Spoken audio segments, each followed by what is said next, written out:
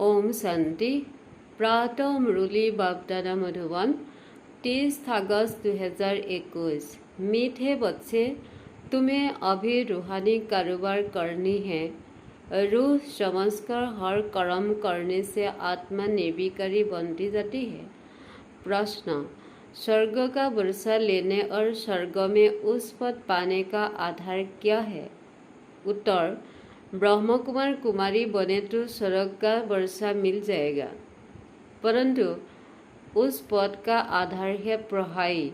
अगर बाप का बनकर अच्छी रीति पढ़ाई पढ़ती रहे, पूरा पवित्र बने तो राजाई पद मिलता है। कोई पूरा पढ़ते नहीं, कर्म बंधन है, पूरा पवित्र नहीं बने और शरीर छूट गया तो प्रजा में भी साधारण पद पा लेंगे। ओम शांति। रूहानी बच्चों को रूहानी बात समझा रही है। यह रूहानी कारोबार है, बाकी सारी दुनिया में जिम्मेवारी कारोबार है। वास्तव में कारोबार चलती है रोहों की। आत्मा ही इस शरीर द्वारा पढ़ती है, चलती है, विकर्म करती है। इसलिए पतित आत्मा, पाप आत्मा कहा जाता है। आत्मा ही सब कुछ करती है। इस समय सब मनुष्य देह अभिमानी है। मैं आत्मा हूँ। समझने बदले समझते हैं मैं फलाना हूँ। यह व्यापार करता हूँ, यह फलाने कामी कुर्ठी है। शरीर का ही नाम लेती है। इसको कहा जाता है देह अभिमानी दुनिया, उतरती कला की दुनिया।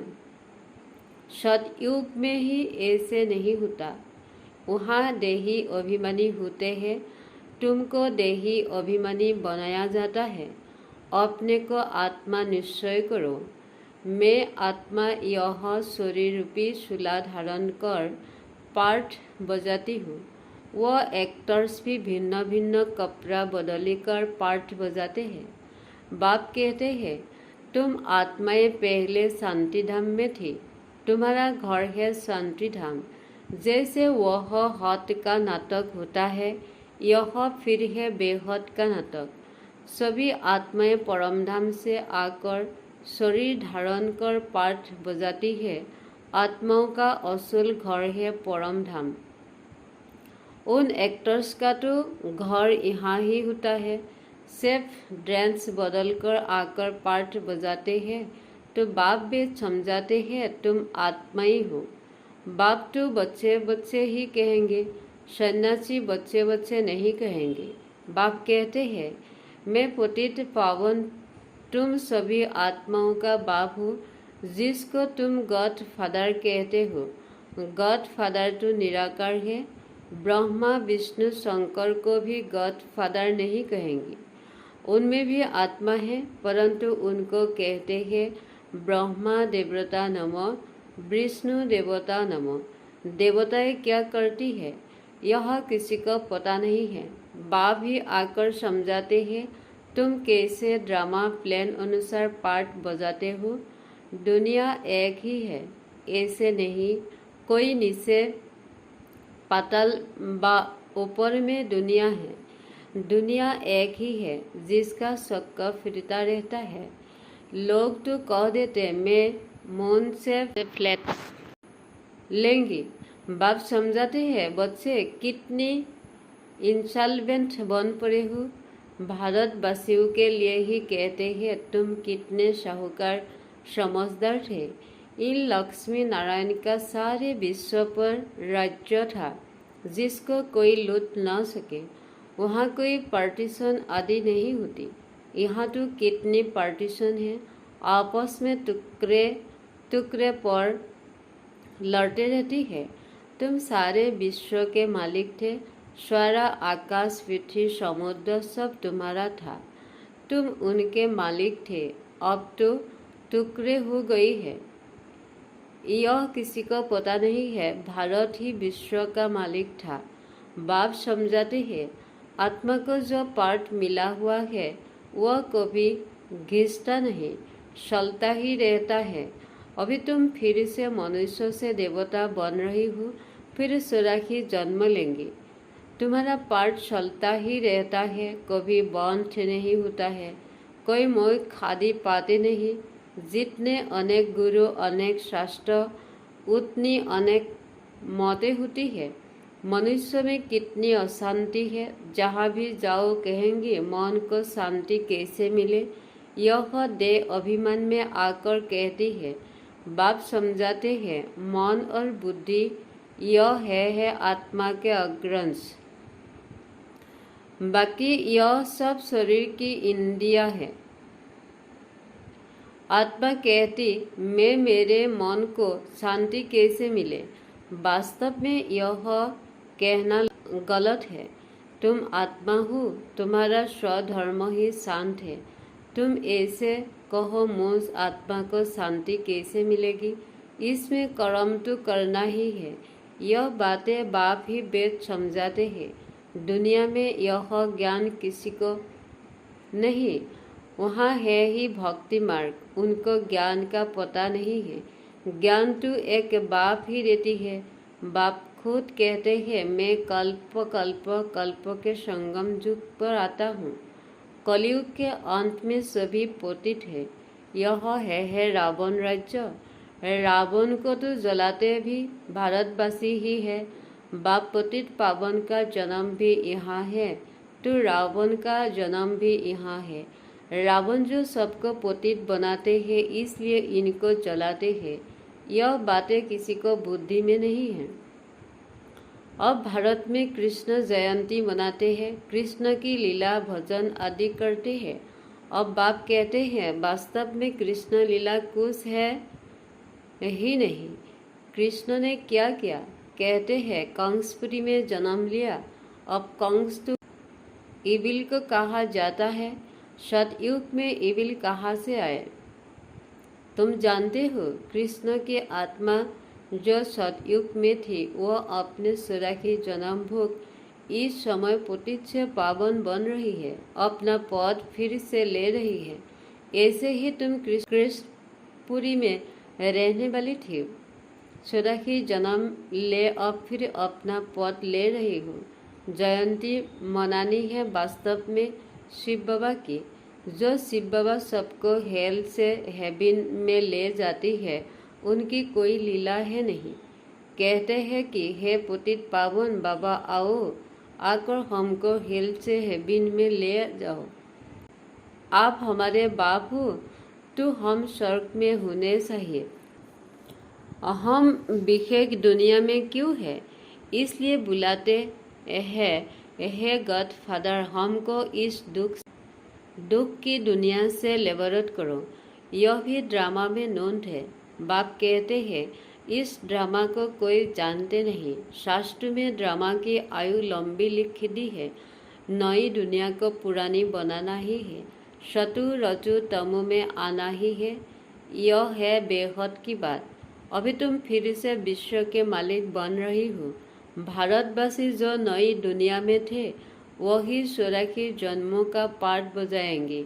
अभी तुम पवित्र बनती हो, बाकी सब मनुष्य पतित है।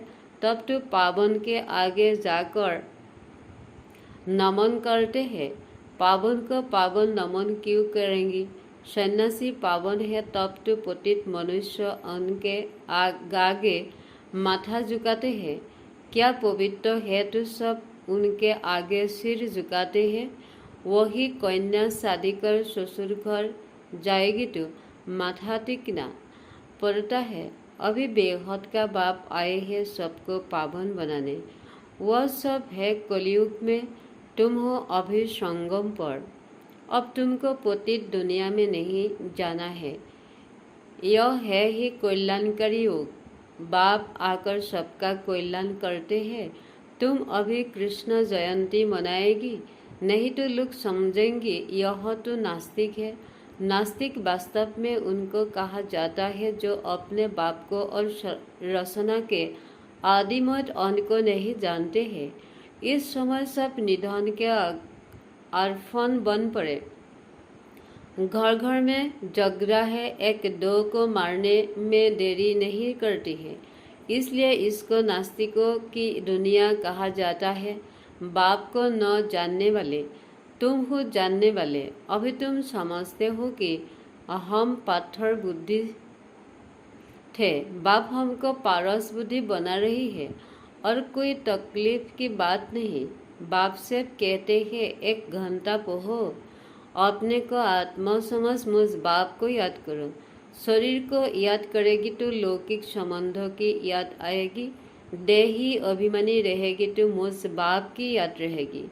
यह तो है ही विनाश की दुनिया, विषय सागर में गोते खाते रहती है। विष्णु को क्षीर सागर में दिखाते हैं, कहते हैं वहाँ ही घी की नदियाँ बहती है, यहाँ तो घासलेट भी नहीं मिलता। फ्रॉग है ना। तो तुम बच्चों को कितनी खुशी होनी चाहिए। बाप ही खेबेया है ना, गाते भी है नया मेरे पार लगाओ। यह सब नयाए है, खेबेया एक बाप ही है। यह शरीर यहाँ ही सुर देंगे, बाकी आत्मा को पार ले जाएगा शांति धाम, वहाँ से फिर भेज देंगे सुख धाम। परमपिता परमात्मा को ही खेबेया कहा जाता है। बाप की ही महिमा गाते हैं अनेक प्रकार से। अभी तुम पवित्र बन पवित्र दुनिया के मालिक बनते हो। श्री श्री शिव बाबा आए हैं श्रेष्ठ बनाने।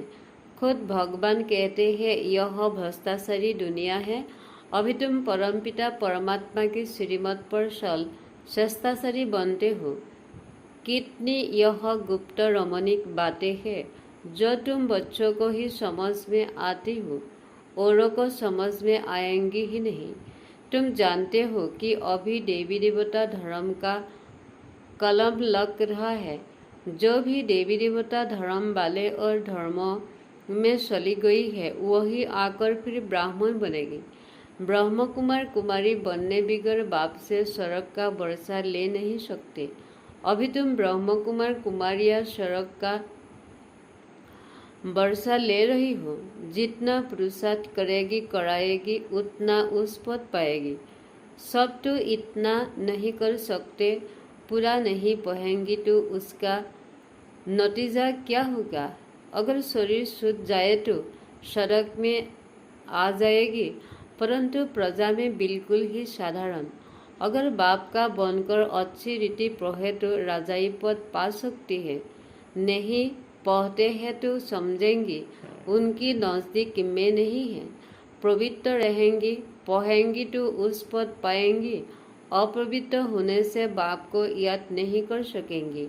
ऐसे भी बहुत है। कर्म बंधन का हिसाब जब सुते गादी के दोनों पढ़िया पवित्र होगी तो ठीक चलेगी। दोनों पवित्र रहेगी तो ज्ञान सीता पर बैठ जाएगी, नहीं तो खिटपिट होती है। कोई बच्चे कहते हैं कि बाबा हम तो जानते हैं श्री कृष्ण सतयुग का पहला प्रिंस है, तो क्यों नहीं कुछ मनाए। अच्छा, हम कृष्ण की आत्मा को बुला भी सकते हैं। आकर खेल पाल करेंगी, रास करेंगी और क्या करेंगी। गोप गोपियों तो यहाँ ही होती है।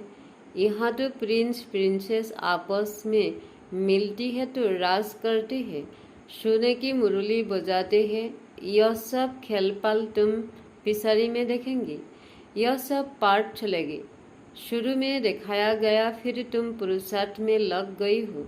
अब फिर पिसारी में साक्षात्कार होना शुरू होगा। कौन कौन किस पद के पाएगी यह तुम जानते हो। बाप बेट यह सब राज समझाते हैं। तुमसे पूछते हैं वेद शास्त्र को मानते हो। बोलो हाँ, हम क्यों नहीं मानते हैं। यह सब भक्ति मार्ग की सामग्री है। इनमें कोई ज्ञान नहीं है। ज्ञान देने वाला तो एक है। ज्ञान मिलता है तो भक्ति आप ही सूझ जाती है। तुम मंदिर में भी जाएंगी तो बुद्धि में रहेगा कि यह लक्ष्मी नारायण फिर अब नई दुनिया में राज्य करेंगे। बाप बच्चों को समझाते हैं दोनों तरफ तीर निभाना है। गृहस्थ व्यवहार में रहते पवित्र बनना है। श्रीमत कहती है पूरे पवित्र बनो। पूरा वैष्णव बनो और विष्णुपुरी का राज्य लो। अच्छा, मीठे मीठे सिकिलाधि व्रजपति माता पिता बाप दादा का याद प्यार गुड मॉर्निंग।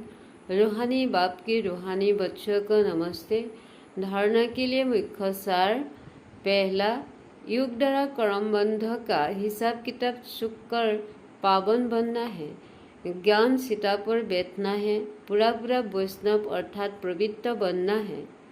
दूसरा, अपने शांत स्वधर्म में स्थित रहना है, सबको शांति धाम की याद दिलानी है, कभी भी अशांत नहीं होना है।